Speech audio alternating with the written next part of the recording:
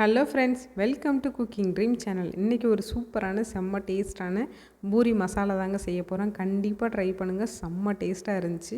நீங்கள் first time try பண்ணுறீங்கன்னா கூட இதே மாதிரி செய்யுங்க, சூப்பராக வரும். அப்படியே நம்ம ஹோட்டல்லலாம் வாங்குற மாதிரி சூப்பராக இருந்துச்சு.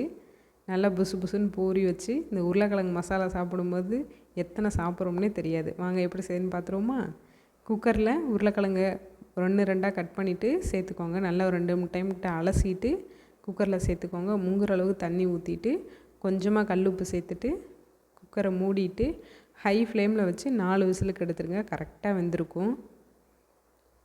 அதோட விசில்லாம் அடங்கினதுக்கப்புறமேட்டு ஓப்பன் பண்ணிக்கோங்க. பாருங்கள், சூப்பராக வெந்துருச்சு. தோல்லாம் உரித்து தனியாக எடுத்து வச்சுக்கோங்க. இப்போ மசாலா செய்கிறதுக்கு பாத்திரம் வச்சு கொஞ்சமாக எண்ணெய் சேர்த்துட்டு எண்ணெய் நல்லா காஞ்சோன்னே கடுகு நல்லா வெடித்ததுக்கப்புறமேட்டு ஒரு 1/2 ஸ்பூனுக்குனாலும் கடலைப்பருப்பு சேர்த்துக்கோங்க. அதோட ஒரு 1/4 ஸ்பூனுக்கு உளுந்து சேர்த்துட்டு லைட்டாக மிக்ஸ் பண்ணி விடுங்க. கடலைப்பருப்பு அப்படின்னா தான் ஒரே மாதிரி எல்லாம் ஒரே மாதிரி கலரில் இருக்கும். இல்லாட்டா கீழே மட்டும் லைட்டாக நல்லா கருகின மாதிரி ஆகிரும், மேலே அப்படியே ஒயிட் கலரில் இருக்கும். அதோட ஒரு கொத்து கருவேப்பிலை, கொஞ்சமாக இஞ்சியை குட்டி குட்டியாக கட் பண்ணி சேர்த்துக்கோங்க. சேர்த்துட்டு லைட்டாக ஃப்ரை பண்ணி விடுங்க. இஞ்சி நல்லா வேகணும், இல்லாட்டா அந்த பச்சை வாசனை இருக்கும், பச்சையாக சாப்பிட்ற மாதிரியும் இருக்கும். மிக்ஸ் பண்ணி விட்டுட்டிங்க அப்படின்னா ஒரே மாதிரி ஈவனாக வெந்திருக்கும். இப்போ நான் 2 பெரிய வெங்காயத்தை நல்லா ஸ்லைஸாக கட் பண்ணி சேர்த்துருக்கேன். முடிஞ்ச வரைக்கும் நல்லா ஸ்லைஸாக கட் பண்ணிக்கோங்க. சேர்த்துட்டு நல்லா மிக்ஸ் பண்ணி விட்ருங்க. வெங்காயம் நல்லா வதங்கணும். அடுப்பு சிம்மிலே வச்சு வதக்கி விடுங்க.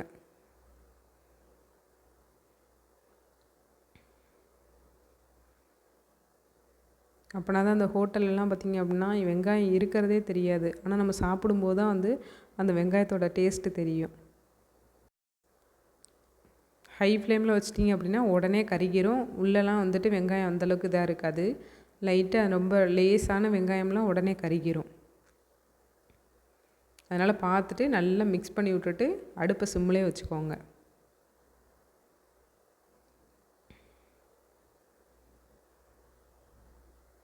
இந்த டைமில் நான் ஒரு 2-3 பச்சை மிளகாவை கட் பண்ணி சேர்த்துருக்கேன். நீங்கள் கட் பண்ணி போடலை அப்படின்னா முழுசாக ஒரு 2-3 பச்சை மிளகா கூட சேர்த்துக்கோங்க.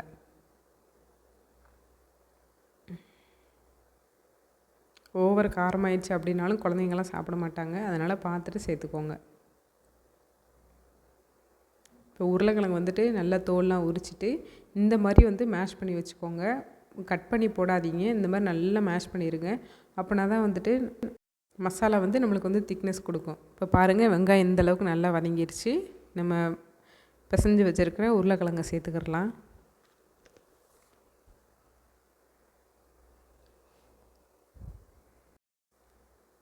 முடிஞ்ச வரைக்கும் நல்லா கையிலே அமுத்தி விட்டுக்கோங்க.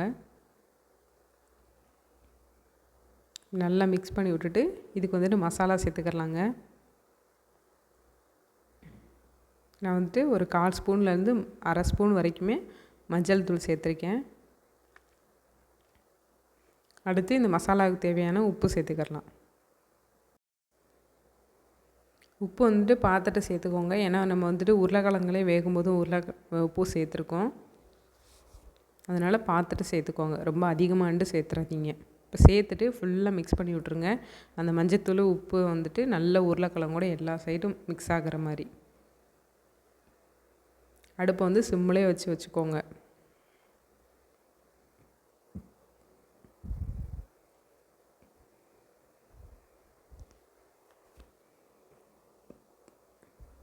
ஒன்று 2 உருளைக்கிழங்கு கொஞ்சம் பெருசாக இருக்குது அப்படின்னா கரண்டினாலே லைட்டாக கட் பண்ணி விட்டுக்கோங்க. இப்போ தண்ணி சேர்த்துக்கலாங்க. தண்ணி ஃபஸ்ட்டே அதிகமாக ஊற்றிடாதீங்க. பார்த்துட்டு அதுக்கப்புறமேட்டு கொஞ்சம் கொஞ்சமாக ஊற்றிக்கோங்க.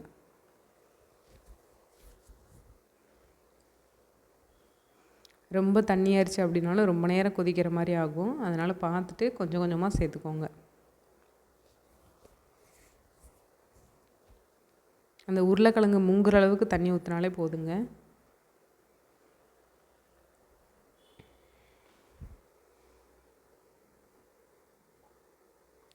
1, 2 வந்துட்டு கொஞ்சம் பெருசாக இருந்துச்சு. அதனால் நான் வந்துட்டு கரண்டினாலே வந்துட்டு கட் பண்ணி விட்டுக்கிறேன். முடிஞ்ச வரைக்கும் உருளைக்கிழங்கு வந்து ரொம்ப பெருசாக இருக்கிற மாதிரி வச்சுக்கிறாதீங்க. ஏன்னா ஹோட்டல்லாம் பார்த்திங்க அப்படின்னா உருளைக்கிழங்கு இருக்கிறதே தெரியாது. அதனால் முடிஞ்ச வரைக்கும் நல்லா வந்துட்டு குட்டி குட்டியாக இது பண்ணிக்கோங்க. இப்போ டேஸ்ட் பண்ணி பார்த்துக்கோங்க, உப்பு உரப்புலாம் பார்த்து கரெக்டாக இருக்குதா அப்படின்ட்டு. பத்தலை அப்படின்னா இந்த டைமில் சேர்த்துக்கோங்க. காரம் பத்தாமல் இருந்துச்சுன்னா கூட இந்த டைமில் ஒரு பச்சை மிளகா கட் பண்ணி கூட சேர்த்துக்கலாம். ஏன்னா கொதிக்கும் போது கரெக்டாக வந்துடும், காரம் வந்து சேர்ந்துடும். சேர்த்துட்டு இதை வந்து மூடி போட்டு மூடி வச்சிடலாம். நல்லா கொதிக்கணுங்க. அந்த மஞ்சத்தூளோட பச்சை வாசனை எல்லாமே நல்லா போகணும். இப்போ இதுக்கு வந்துட்டு அந்த கடலை மாவை கரைச்சி ஊற்றிக்கோங்க. கண்டிப்பாக எத்தனை உருளைக்கிழங்கு போட்டாலும் ஒரே ஒரு ஸ்பூன் மட்டும் கடலை மாவை தண்ணி ஊற்றி கரைச்சிட்டிங்க அப்படின்னா நல்ல திக்னஸ் கொடுக்கும். நான் வந்துட்டு ஒரு ஸ்பூன் மட்டும் கடலை மாவை தனியாக வந்துட்டு நல்லா தண்ணியில் கரைச்சிருங்க. கொஞ்சம் கூட கட்டி இருக்கக்கூடாது. நீங்கள் ஸ்பூன் வச்சு கரைக்கல அப்படின்னா கை வச்சு கூட கரைச்சிக்கோங்க. ஆனால் கொஞ்சம் கூட கட்டி இருக்கக்கூடாது. பாருங்கள், இந்த மாதிரி ஸ்பூனை திருப்பி வச்சு கரைச்சிருங்க. அப்படின்னா தான் வந்துட்டு அந்த கட்டிலாம் வந்துட்டு நல்லா வந்து மிக்ஸ் ஆகும், நல்லா கரைஞ்சி வரும்.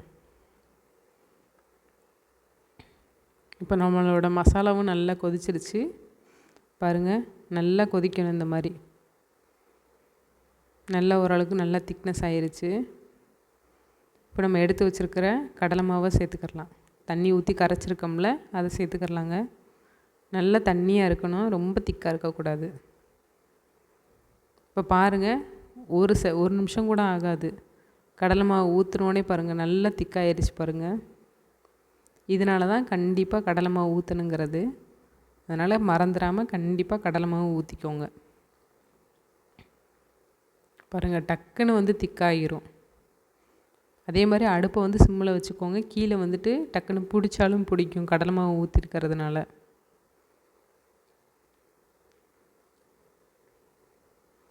நல்லா மிக்ஸ் பண்ணி விட்டுக்கோங்க. ஒரு நிமிஷத்துலேருந்து 2 நிமிஷம்னாலும் கண்டிப்பாக கொதிக்கணும். அந்த கடலை மாவோட பச்சை வாசனைலாம் போகணும்ல. இப்போ நல்லா கொதிச்சிருச்சு.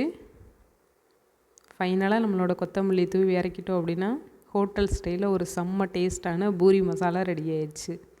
கண்டிப்பாக ட்ரை பண்ணுங்கள், செம்ம டேஸ்ட்டாக இருந்துச்சு. ஃபஸ்ட் டைம் செய்கிறீங்கன்னா கூட இதே மாதிரி செய்யுங்க, சூப்பராக வரும். இது பூரிக்கு தான் நல்லா, சப்பாத்தி தோசைக்கெலாம் கூட சூப்பராக இருக்கும். வீடியோ பிடிச்சிருச்சு அப்படின்னா லைக் பண்ணி ஷேர் பண்ணிவிட்டு சேனலை சப்போர்ட் பண்ணி சப்ஸ்கிரைப் பண்ணிடுங்க. தேங்க்ஸ் ஃபார் வாட்சிங். பாய்.